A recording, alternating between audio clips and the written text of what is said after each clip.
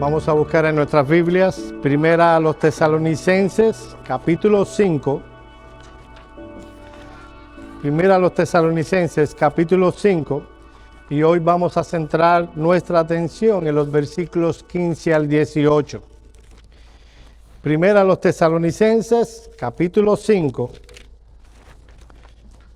versículos 13 al 18. Primera epístola de Pablo a la iglesia en Tesalónica, capítulo 5. Y vamos a estar considerando los versos 13 al 18. 15 al 18. 16 al 18. Estad siempre gozosos, orad sin cesar, dad gracias en todo, porque esta es la voluntad de Dios para con vosotros en Cristo Jesús. Vamos a orar. Padre nuestro que estás en los cielos, tú eres nuestro Salvador en Cristo. Tú, oh Señor, nos has librado de la esclavitud, de las tinieblas, de nuestro pecado y nos has trasladado al reino de tu amado Hijo. Y es basado en eso que podemos venir ante ti para pedir que por tu Espíritu tú ilumines nuestro entendimiento, no solo para comprender tu palabra, nosotros queremos vivir tu palabra. Señor, habla a nuestros corazones en esta mañana. Aún estos versículos que son de fácil comprensión, trae luz de tal manera que podamos glorificarte en todas las cosas. Mira que te lo rogamos, no porque merezcamos tu respuesta, sino por la obra de tu Hijo Jesucristo en la cruz del Calvario. Amén. Amén. Por causa de la caída, tristemente mantener relaciones interpersonales en su correcta proporción se ha convertido en una tarea titánica.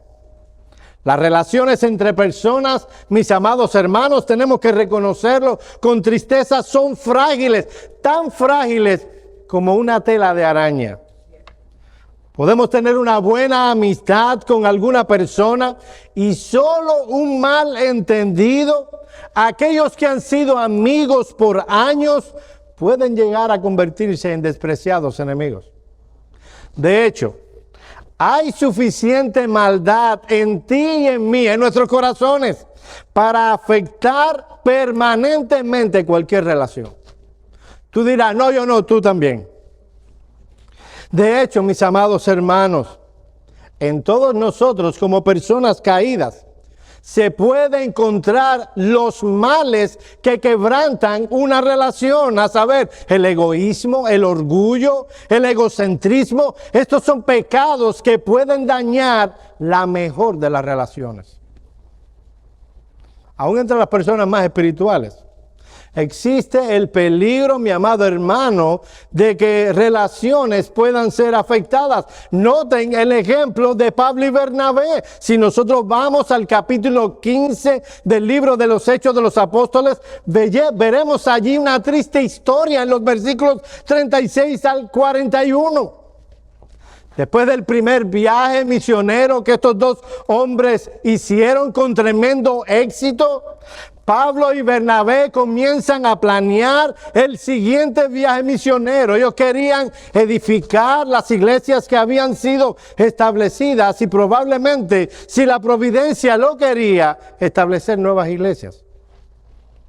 Estos dos gigantes espirituales estaban de acuerdo en todo. La estrategia que debían seguir cuando estaban fundando iglesias, el mensaje que debía ser predicado, el papel que cada uno jugaría dentro del equipo misionero y todo lo demás. Estaban de acuerdo en todo eso. Había un simple detalle, un pequeño detalle en el que no estaban de acuerdo. ¿Quién sería el tercero en el equipo misionero? Tenían la convicción de que debían ser 3 los que fueran al campo misionero. Bernabé insistía que debían tomar a Juan Marcos y llevarlo a la obra misionera.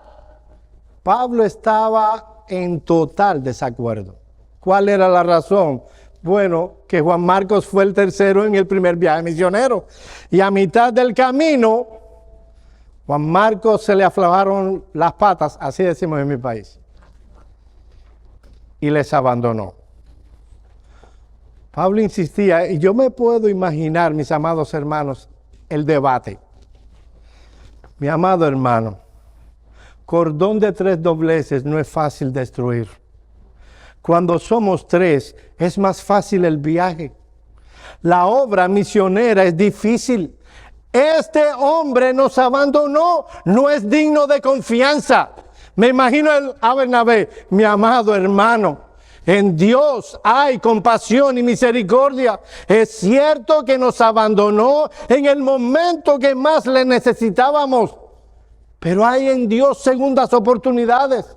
Brindémosle a este joven con perspectiva, con liderazgo, la oportunidad de aprender junto a nosotros y veremos que en el futuro allí habrá un hombre de Dios útil para la obra del Señor.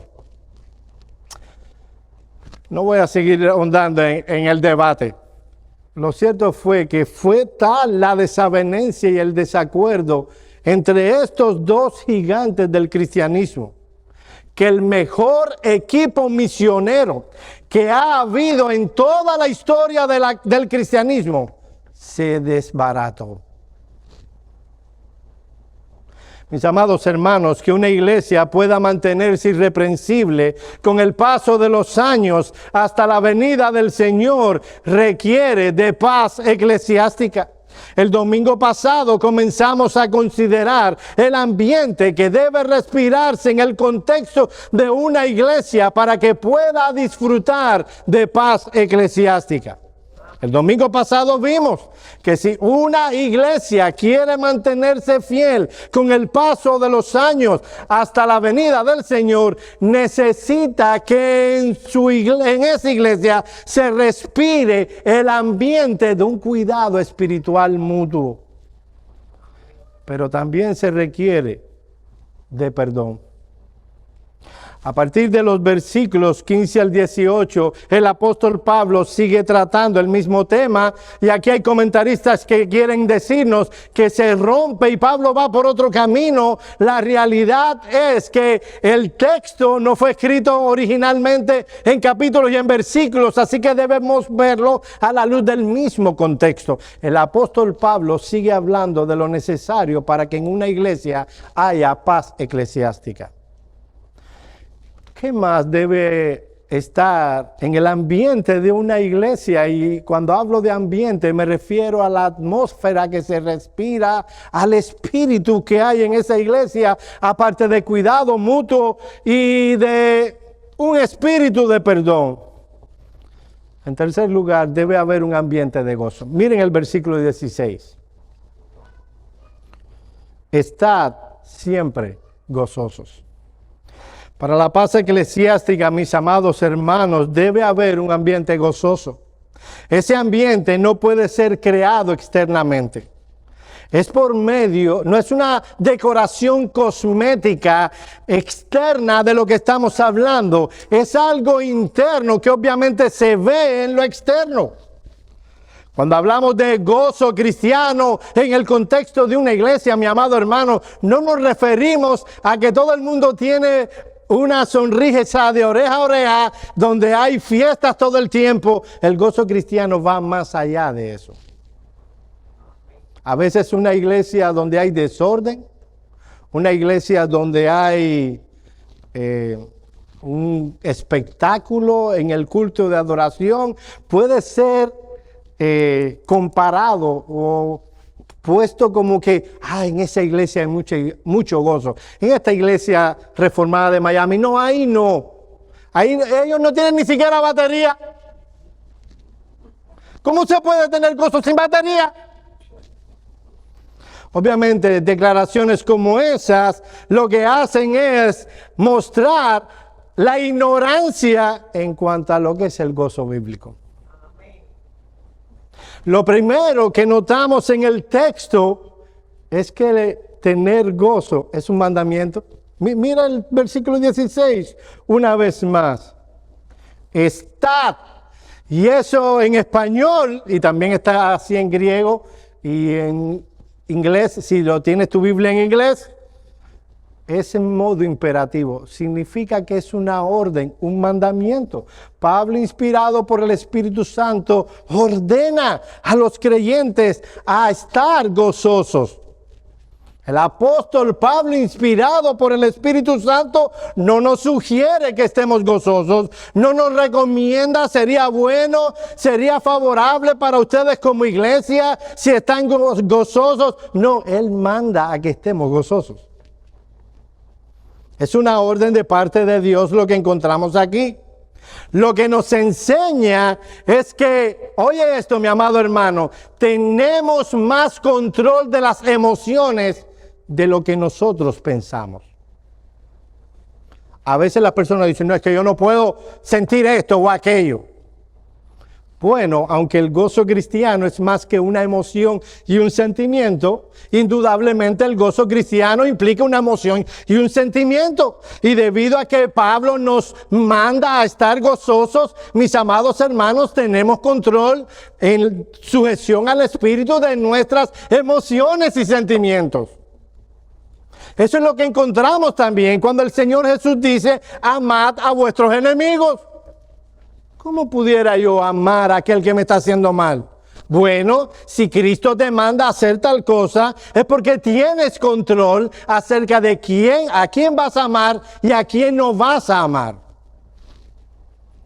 Si el Espíritu Santo te ordena a ti y a mí, mi hermano, a que sintamos gozo, nos manda, es porque tenemos el control, de sentir tal gozo. En otras palabras, mis amados hermanos, el gozo cristiano, oye esto, debido a que es mandado, el gozo cristiano no depende de nuestras circunstancias. Depende de nuestra relación con Cristo.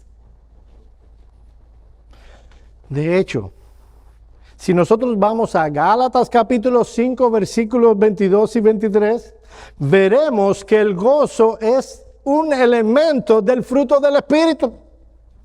Mira cómo dice ese texto. Oye bien, mas el fruto, ¿qué es lo que está diciendo? Que a partir de todo, de ahora, de lo que va a decir, todo cuanto va a decir está incluido en el fruto. Son muchas cosas, pero todas ellas son un fruto. Es fruto del Espíritu. No es fruto de un ambiente que creamos en la iglesia. No es fruto de una mera sugestión personal. Es algo que produce el Espíritu en nosotros. Mas el fruto del Espíritu es amor, gozo, paz, paciencia, benignidad, fe, mansedumbre, templanza. Contra tales cosas no hay ley. Y notaste, el gozo es el segundo. Detrás del amor, antes de la paciencia, antes de la bondad, de la benignidad, aún antes de la fe. Mis amados hermanos, hay una contradicción de términos entre ser un cristiano y ser una persona falta de gozo. ¿Conocen a ustedes a esas personas quejumbrosas? Que se quejan por cualquier cosa, que toda su vida es quejándose de todos y de todo. Eso es contrario directamente a la vida cristiana, porque el fruto del Espíritu es amor, gozo. Así que lo que se espera de un cristiano es que viva una vida gozosa. En otras palabras, poseer gozo cristiano depende en gran medida de que seamos cristianos convertidos.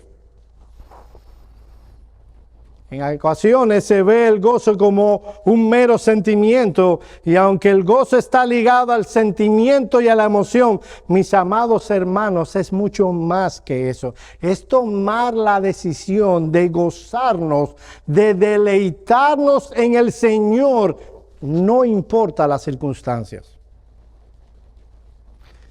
Miren lo que dice David en el Salmo 37:4. Deleítate. Y cuando uno ve la palabra griega, está hablando de gozo. Deleítate a sí mismo en Jehová y Él te dará las peticiones de tu corazón. El rey David era un ejemplo de eso. En el Salmo 104:34 él toma una resolución. El gozo es una determinación de vivir y disfrutar cada situación en Cristo. No importa qué tan difícil y fea sea. Mira lo que dice el rey David. Dulce será mi meditación en él. Yo me regocijaré en Jehová. Considera también el ejemplo del apóstol Pablo y lo veremos un momento más adelante con otro ejemplo. En Colosenses 1:24. Miren este texto tan interesante. Y estos textos nos muestran, mis amados hermanos, que el gozo no depende de que me vaya bien en la vida. Cuando digo de bien en la vida, me refiero a ese concepto que tienen las personas de allá afuera de lo que es bien. Para ellos bien es tener una buena cuenta bancaria, tener un buen trabajo que te gusta, ir de vacaciones con bastante frecuencia, que el presidente que esté en la Casa Blanca te guste, eso puede manejarse. Ese es el concepto que se tiene de bien. Miren al apóstol Pablo, a ver si difiere de ellos o no. Capítulo 1, versículo 24 de Colosenses. Miren a este hombre que definitivamente sufrió mucho por el Evangelio. Él dice, ahora me gozo en lo que padezco por vosotros. Tú estás más de la cabeza, mío. ¿Cómo tú puedes decir que te gozas en lo que padeces por otros? Miren al apóstol Pablo, ahora me gozo en lo que padezco por vosotros y cumplo en mi carne lo que falta de las aflicciones de Cristo por su cuerpo, que es la iglesia. Nadie debe malinterpretar al apóstol Pablo. No es que el sufrimiento sacrificial de Cristo le falte a algo y que nosotros lo pongamos.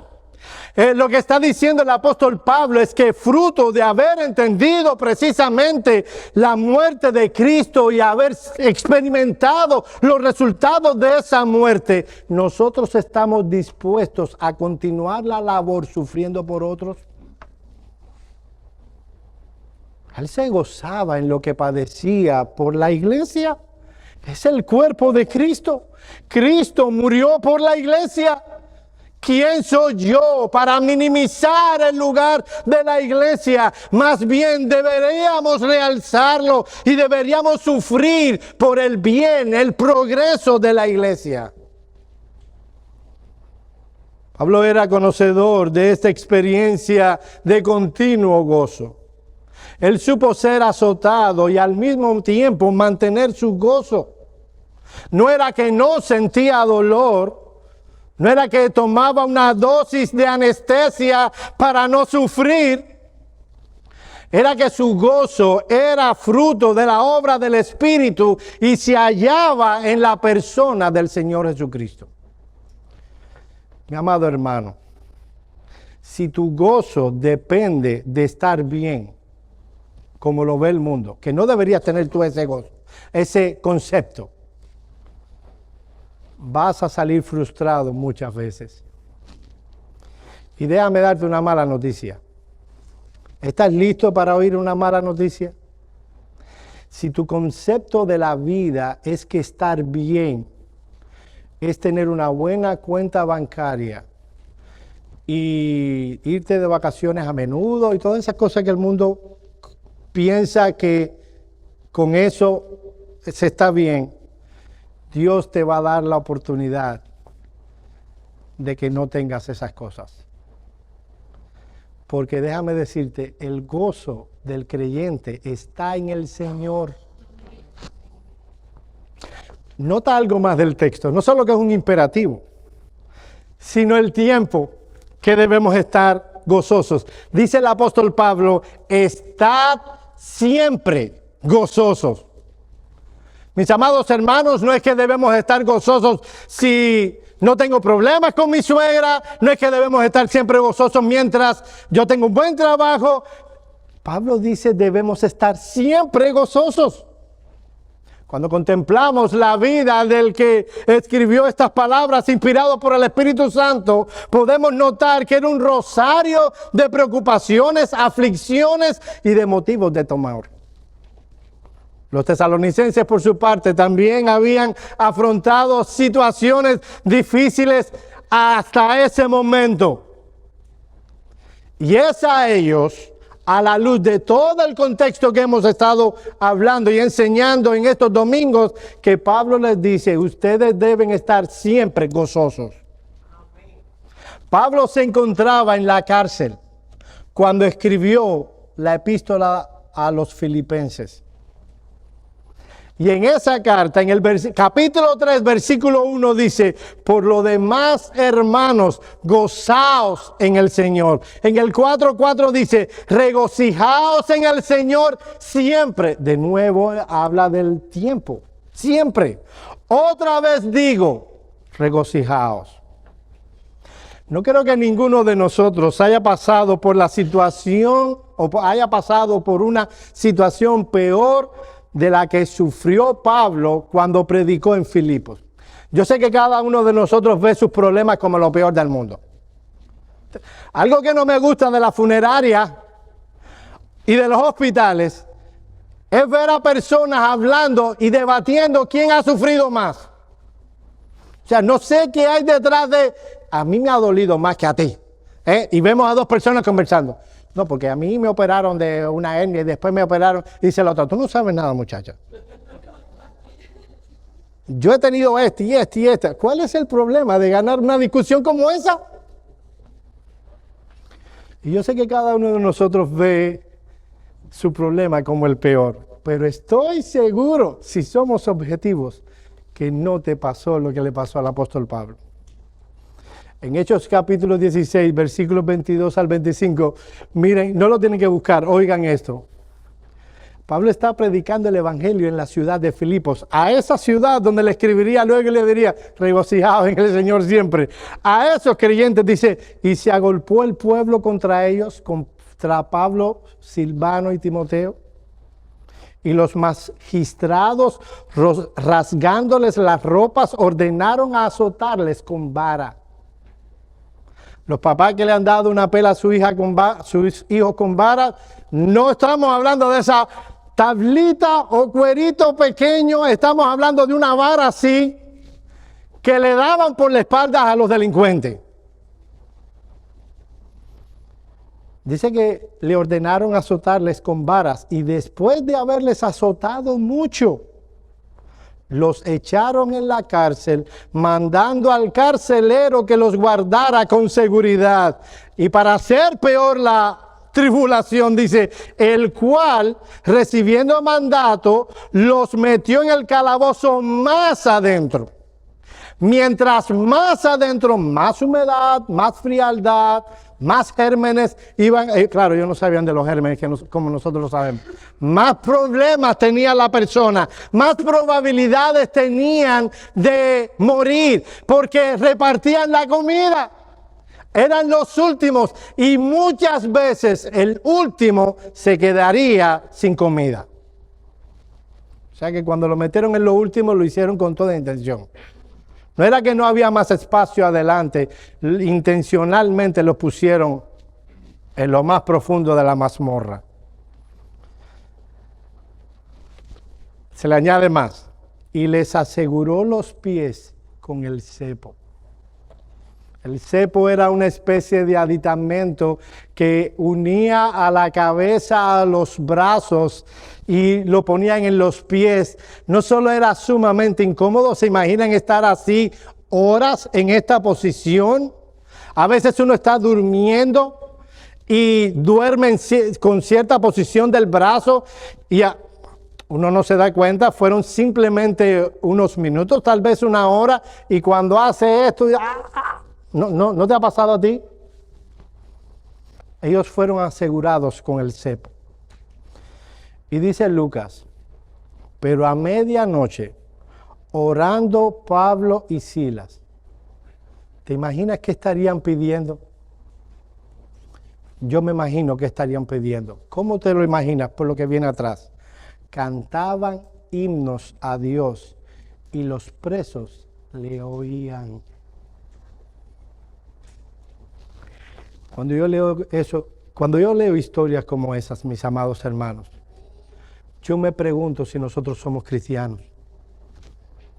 ¿Estaríamos dispuestos a sufrir las aflicciones por predicar el evangelio, por trabajar por la obra, ser castigados con vara, puestos en la cárcel, amarrados de manos y de pies con un cepo, siendo castigados por hacer el bien y aún así orar y cantar himnos?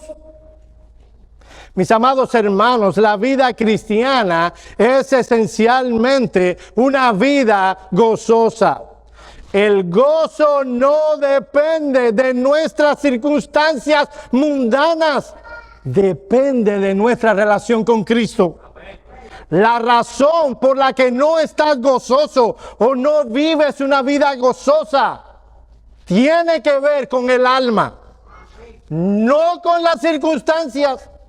Cuando vives una vida quejumbrosa, cuando te quejas, no es que yo me quejo por las cosas malas que me pasan, no es que nadie se queja porque le regalaron $1.000.000. Cuando te quejas por las cosas malas que pasan, el problema está en que no estás mirando el panorama, estás mirando en tus circunstancias y de manera egoísta y egocéntrica. El gozo del creyente no depende de circunstancias físicas transitorias, sino de realidades espirituales permanentes. Detrás de las pequeñas circunstancias inmediatas de nuestra vida, el creyente vislumbra la gran circunstancia que la enmarca, la mano providencial de Dios trazando un plan mayor y más glorioso con nuestras vidas. Sabe que ese creyente que se goza en medio de las aflicciones, sabe que esas aflicciones Dios no las trajo para que suframos en vano, sino que sirven bajo la mano amorosa, pastoral de nuestro Dios para obrar y hacer progresar la santificación y la transformación en nuestras vidas. Ese creyente está consciente de que Dios obra todas las cosas, aún las más severas, para el bien nuestro y para que gocemos y experimentemos un gozo aún en momentos oscuros. El gozo cristiano, mis amados hermanos, consiste en confianza. En una confianza depositada en aquel que está detrás de esas circunstancias. Miren lo que el Señor Jesús dice en Juan 16, 22. También ahora tenéis tristeza, pero os volveré a ver y se gozará vuestro corazón y nadie quitará vuestro gozo. Amados hermanos, tenemos que confesar que habitualmente no tenemos este gozo del que nos habla el texto. Muchas veces vemos a creyentes con un espíritu triste y derrotado. Debemos entender que el problema está en nosotros mismos. No estamos considerando la obra transformadora del Espíritu en nuestras vidas y olvidamos la gloria futura, la esperanza que nos aguarda. Ese está en el contexto. Pablo acaba de hablarles del cielo y de la venida del Señor. Basado en eso, todo creyente debería vivir una vida de gozo. El gozo cristiano trasciende las circunstancias. Miren lo que dice Pablo en Romanos 14, 17. No lo busque. Oye, la descripción en pocas palabras de lo que es la vida cristiana. Porque el reino de Dios no consiste en comida ni bebida. O sea, ya de plano, el apóstol Pablo echó por tierra la teología de la prosperidad. La teología de la prosperidad nos dice que el reino de Dios consiste en tener mucha comida y muchos bienes. Bueno, Pablo, inspirado por el Espíritu Santo, y obviamente le vamos a creer más a Pablo que a Cash Luna, dice que el reino de Dios no consiste en comida de bebida. Bueno, Pablo, ¿en qué consiste entonces? O sea, si no consiste en buenas circunstancias, ¿en qué consiste? Oye esto, en justicia, paz y gozo en el Espíritu Santo. Por tanto, mi amado hermano, si profesas ser cristiano, el pecado de la tristeza fuera de control, porque hay razones por las cuales debemos estar tristes. Hay razones reales. Lo que no puede haber es tristeza fuera de control. Dentro de ese fruto del Espíritu no solo está el amor y el gozo, la fe, también está el dominio propio. Así como es un así como es un pecado robar, maldecir y codiciar, también lo es el no gozarnos en el Señor. Ahora, esto no es lo único que yo tenía para traerles a ustedes. El texto no termina ahí. No solo en una iglesia que quiere mantenerse fiel con el paso de los años, debe respirarse el gozo cristiano. También debe haber un ambiente de oración. Miren el versículo 17. Orad sin cesar. En el siglo IV después de Cristo, había una secta de místicos, los euquitas. ¿Saben cómo ellos interpretaban este versículo? Que orar sin cesar significa orar sin cesar. Así que ellos se iban a un monasterio y todo cuanto hacían en su vida, ellos no hacían otra cosa, en obediencia a este texto, era orar. Eran egoístas por naturaleza. Obviamente porque para que ellos pudieran orar y alguien le hiciera la comida, alguien tenía que no cumplir lo que ellos creían que debía cumplirse como parte de la vida cristiana. Alguien tenía que servirle la comida. Entonces no se daban cuenta que eran egoístas. No estaban cumpliendo en verdad este texto. En contraste a eso es un extremo.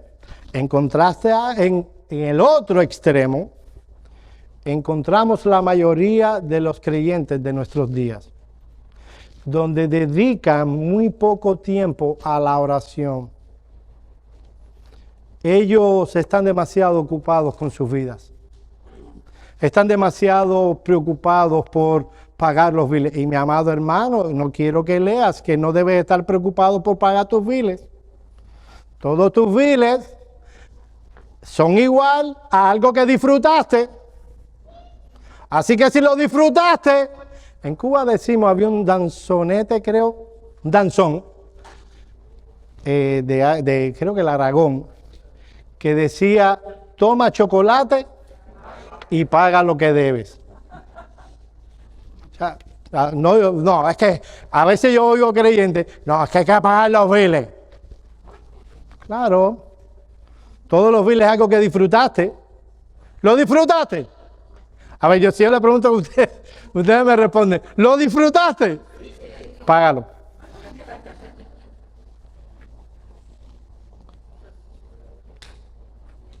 Y estamos muy preocupados en nuestros biles y en lo que pasa en nuestros días. Y no dejamos tiempo para la oración. ¿Qué significa el texto orar sin cesar?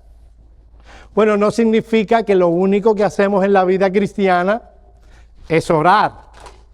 Orar es parte de eso. Más bien significa ser diligente en ocupar nuestro tiempo en la oración. Un comentarista tradujo este texto de una manera más comprensible a nuestros ojos. Él tradujo el texto orar sin fallar.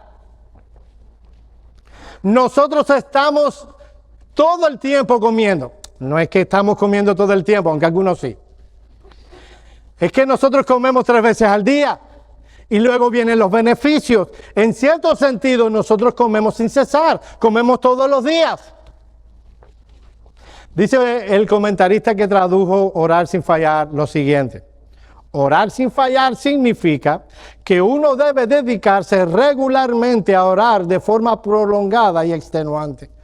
No está limitado a los que se han dado a una vida religiosa, sino que es un mandato para todo discípulo.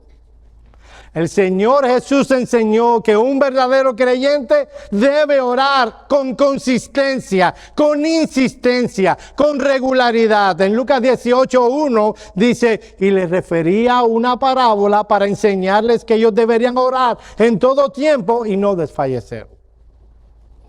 Lo que nos dice el texto es que el pueblo cristiano, sí, mi amado hermano, debe ser y es el pueblo del libro, pero también es el pueblo de la oración.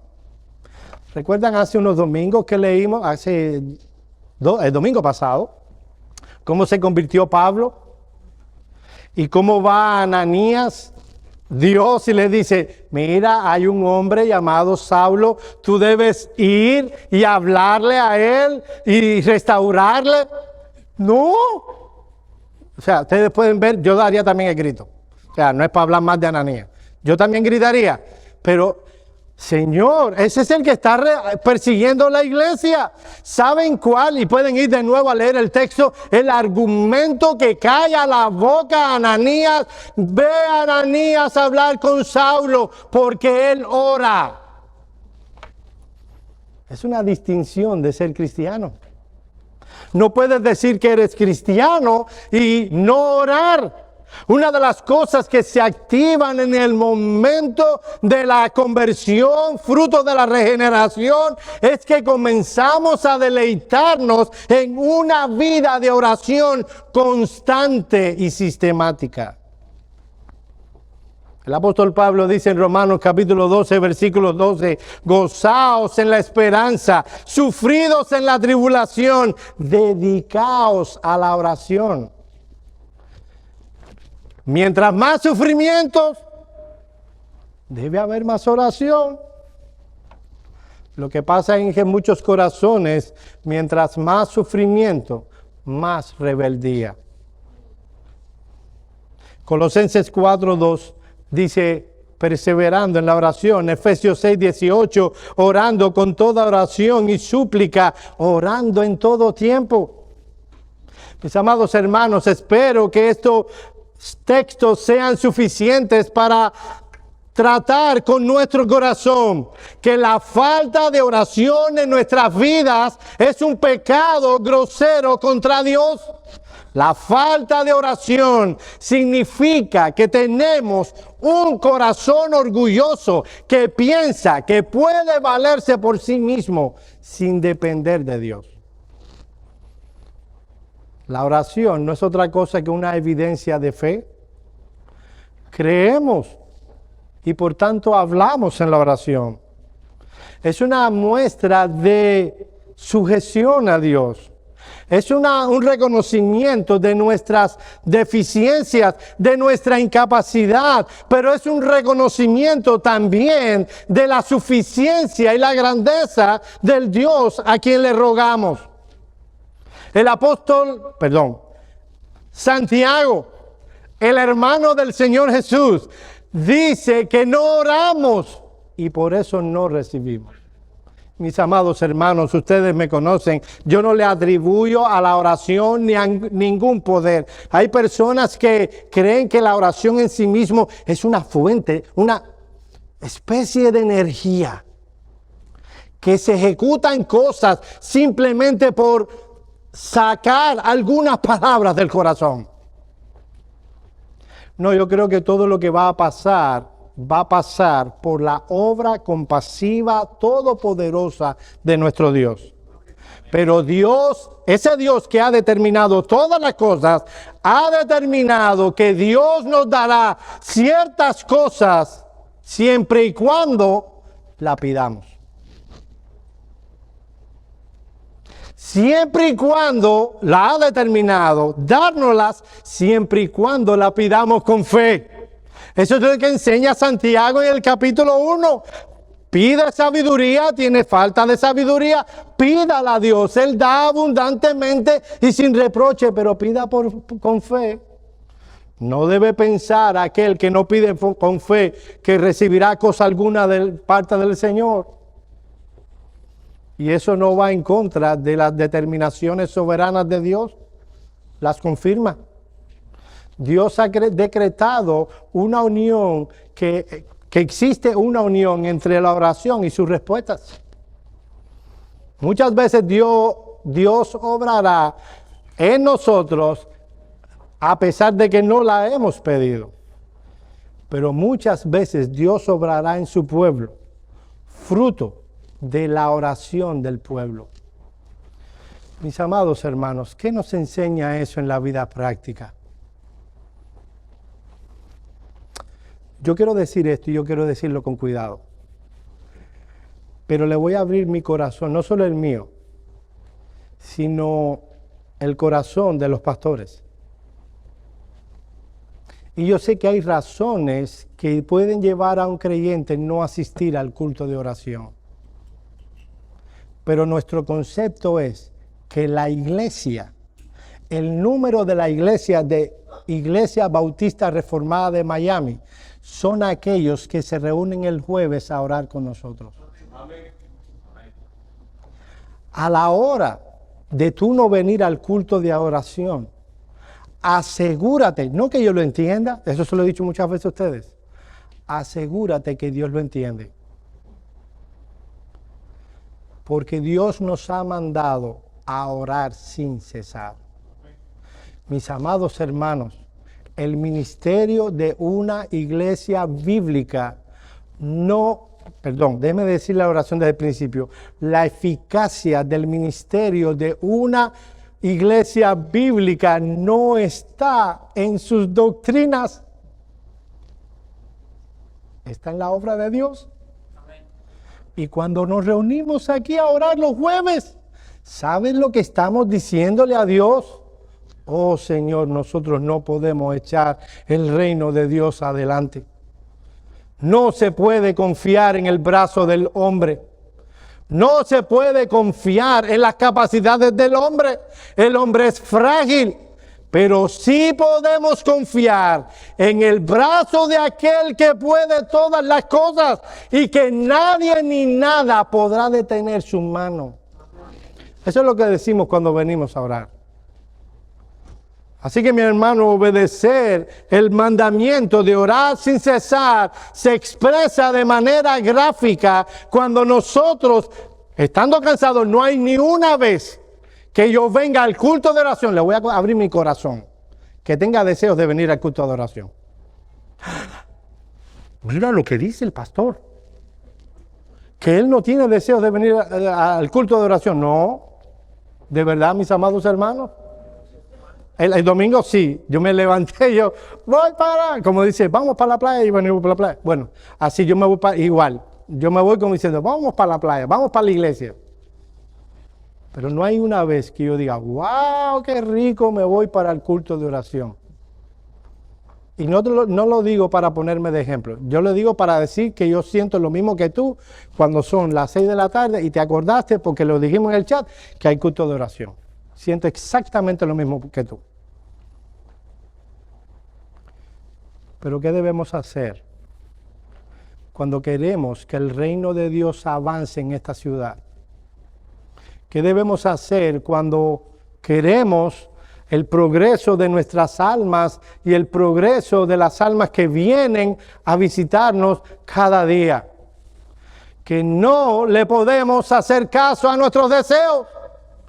Que no importa que estemos cansados, hay algo más grande que tu cansancio y el mío. Es la obra del Señor por quien Cristo murió. Y nos montamos en el maldito carro y venimos a orar al Señor de gloria. No importa si estoy cansado, si tengo... Porque es más grande que nosotros. Así que una iglesia que goce de paz eclesiástica no solo debe estar gozosa, debe ser constante en la oración. En tercer y último lugar, y más brevemente, debe haber un ambiente de agradecimiento. Miren lo que dice el versículo 18. Dad gracias en todo, porque esta es la voluntad de Dios para con vosotros en Cristo Jesús. Mis amados hermanos, brevemente, ¿qué significa dar gracias? Bueno, al igual que los demás mandamientos que consideramos en esta mañana, esto no es difícil de entender. Dar gracias significa reconocer con gratitud algo que ha recibido y obviamente por el contexto a Dios. Se agradece por las cosas que Dios nos ha dado. De hecho, mis amados hermanos, el espíritu de un creyente es el espíritu de un hombre agradecido. Él sabe que no tiene nada que no haya recibido. El texto es claro. Dad gracias en todo. No solo por las cosas buenas, también por las cosas malas. No importa si el gobierno en los taxes me dio algo o si yo tuve que darle algo. Señor, gracias porque me has sostenido. Me has dado lo necesario y más de eso. El texto nos dice que debemos agradecer a Dios en las cosas buenas y en las cosas malas. Amén. Mis amados hermanos, y eso solo puede hacerse por la fe. El texto no dice que debemos siquiera dar gracias por aquellas cosas malas que me pasan y yo entiendo por qué me pasan. Puede ser fruto de una mala decisión mía y yo lo entiendo. Mira, tomé una mala decisión aquí. O es fruto de la maldad de alguien. Yo lo entiendo. O entiendo que eso está sirviendo para santificarme más. No, el texto dice en todo, aún aquellas cosas que me pasan malas y no entiendo cuál será el beneficio que me va a traer, yo debo agradecerle a Dios por ellas. Colosenses 3:15 dice, y la paz de Dios gobierne vuestros corazones, a la que asimismo fuisteis llamados en un solo cuerpo, y sed agradecidos. ¿Notaste algo? ¿Notaste la relación entre la paz y el ser agradecido? Voy a repetir el texto. Y la paz de Dios gobierne vuestros corazones, a la que asimismo fuisteis llamados en un solo cuerpo, y sed agradecidos. Hay una unión entre la paz en la iglesia como un cuerpo y el vivir una vida agradecida. Y eso en el contexto de la iglesia, ¿cómo se ve? Mis amados hermanos, a veces hay dos extremos. Y todos nosotros, y los que están, y los que no están, todos fueron de un extremo al otro. Y nosotros en algún momento, todos nosotros hemos estado en ese extremo. Llegamos a la iglesia y todos lo vemos bueno, todo en la iglesia lo vemos bueno, buenísimo. Y de pronto pasa algo que entonces de verlo así nos lleva a verlo todo malo, malísimo. Bueno, déjame decirte si estás llegando ahora. No todo aquí es bueno, buenísimo. No. Obviamente estamos en un proceso de santificación. Pero si algún día cambian las circunstancias, tú deberías decirle a tu corazón, no, tampoco está todo malo, malísimo. Porque Dios sigue obrando por sus medios de gracia, la palabra, la exposición de la palabra y demás medios. Llega un punto donde hay creyentes donde nunca ven nada malo. Nunca ven algo bueno. Eso se llama ser falto de agradecimiento.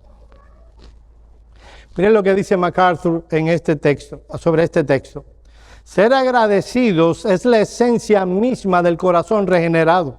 El apóstol Pablo identificaba a los incrédulos como alguien desagradecido. Vaya a Romanos capítulo 1, versículo 21. Ahí dice, pues habiendo conocido a Dios, obviamente por la conciencia y la revelación general, no le glorificaron a Dios ni le dieron gracias, sea, la quinta esencia de un corazón corrupto, malvado y no regenerado es la falta de agradecimiento. Sigue diciendo MacArthur, pero cuando Dios regenera a un individuo, esto produce un nuevo corazón que anhela obedecer el mandato paulino de dar gracias en todo. El agradecimiento es una muestra de humildad, reconociendo que las buenas situaciones provienen de la mano de Dios. Cuando ganamos nuestro salario, si en tu corazón está, no, esto es verdad que yo me lo he ganado. Bueno, déjame decirte que tanto la fuerza, la energía, la sabiduría, las capacidades, todas esas cosas, es Dios quien te la da para que tú tú ganes ese salario. ¿Por qué? ¿Qué debe motivarte a ti a ser agradecido? Miren el versículo 18 en su parte final. ¿Por qué tú tienes, mi amado hermano, que ser agradecido? Primero con Dios y luego con los demás. Hace bien, déjame decirte, hace bien al corazón de aquel que ha hecho algo bueno por ti, que tú le digas gracias. Es lo menos que podemos hacer. Déjeme decirle, hace bien cuando exponemos la palabra. A veces no será el mejor sermón, a veces tenemos una lengua tropelosa, nos equivocamos, conjugamos mal los verbos, y aquellos que saben español dicen, ese pastor que conjuga un participo como si fuera... Ok, entiendo, eso me pasa. Pero hace bien decir, pastor, gracias por su esfuerzo. Miren por qué debemos ser así. Versículo 18 en su parte final, porque esa es la voluntad de Dios para con nosotros en Cristo. ¿No te has preguntado muchas veces cuál es la voluntad de Dios? ¿Y no es verdad que a veces no encuentras respuestas? ¿Es la voluntad de Dios que yo tenga este trabajo?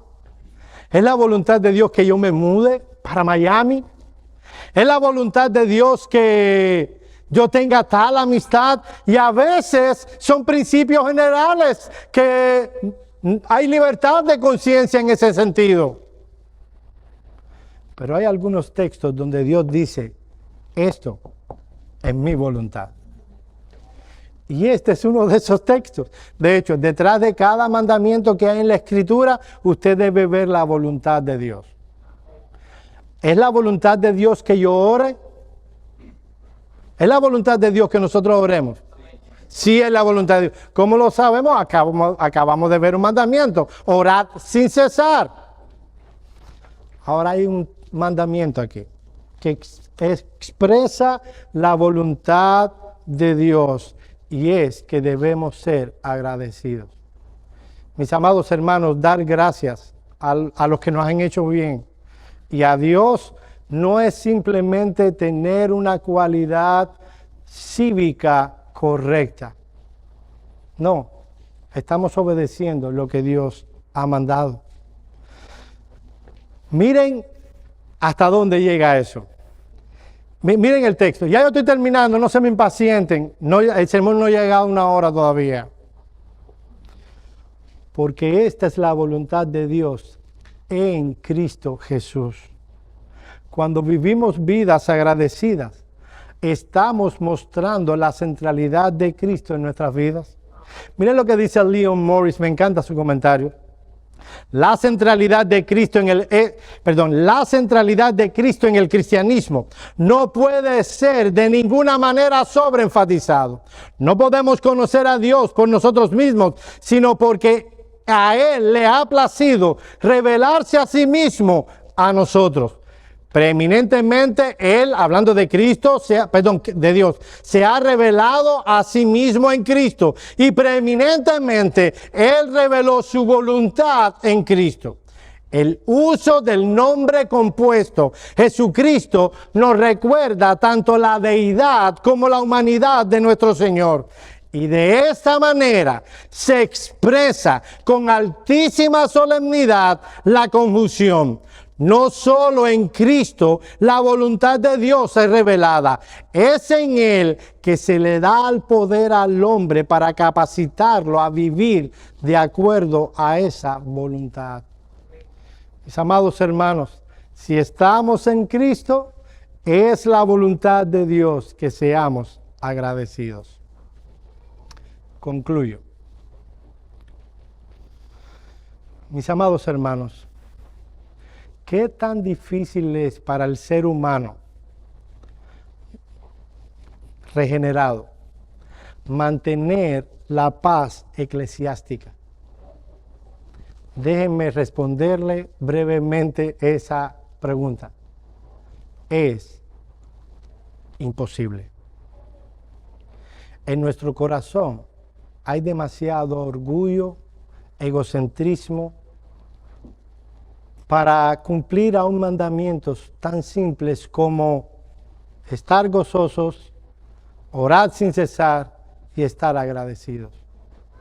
Como humanos, las corrupciones nos llevan a un camino diferente. Pero déjame decirte, mi hermano, Dios nos ha dado los recursos, las herramientas en Cristo Jesús para que podamos mantener como iglesia la paz eclesiástica.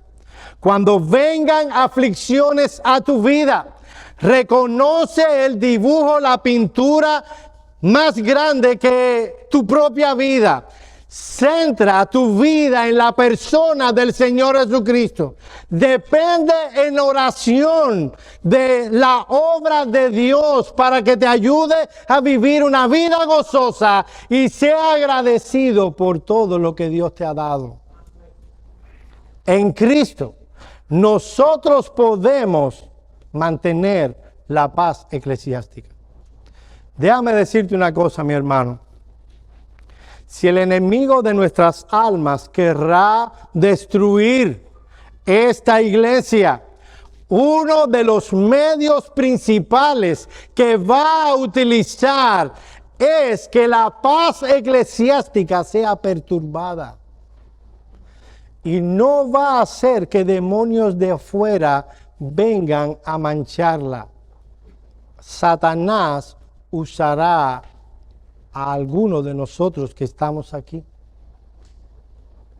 De ahí que se requiere, mi amado hermano, de mucha dependencia de Dios para mantener la paz en el contexto de una iglesia. Ahora estamos felices, contentos, todos juntos. Nos invitamos a almorzar, a comer, salimos, nos reímos allá atrás. Hay que darle 4 gritos a ustedes para que vengan, a ustedes y a mí también, para que vengan acá a reunirse a adorar porque estamos muy felices. Déjenme decirles que en 2 domingos se echa a perder todo eso. Ya no estoy hablando ni de un mes, 2 domingos hace falta nada más. ¿Cómo evitamos esas cosas? Dependamos del Espíritu y vivamos lo que dice la Escritura. Vamos a orar.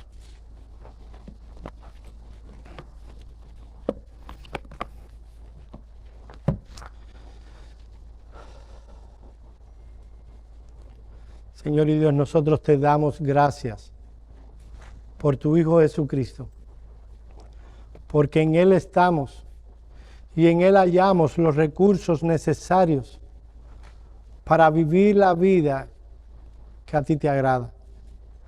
Gracias porque por medio de la fe no solo hemos sido librados de nuestras corrupciones, el Espíritu Santo mora en nosotros, sino que por medio de la fe creemos en tu palabra, en tus promesas y en tus mandamientos. Señor, te damos gracias también por la iglesia. Tu Hijo ha prometido construir y edificar su iglesia. Concédenos el ser parte de eso, porque eso es algo que tú puedes dar por gracia. Permítenos, oh Señor, que nuestro candelero siga ardiendo en tu presencia, para tu gloria y tu honra. En el nombre de Cristo oramos. Amén.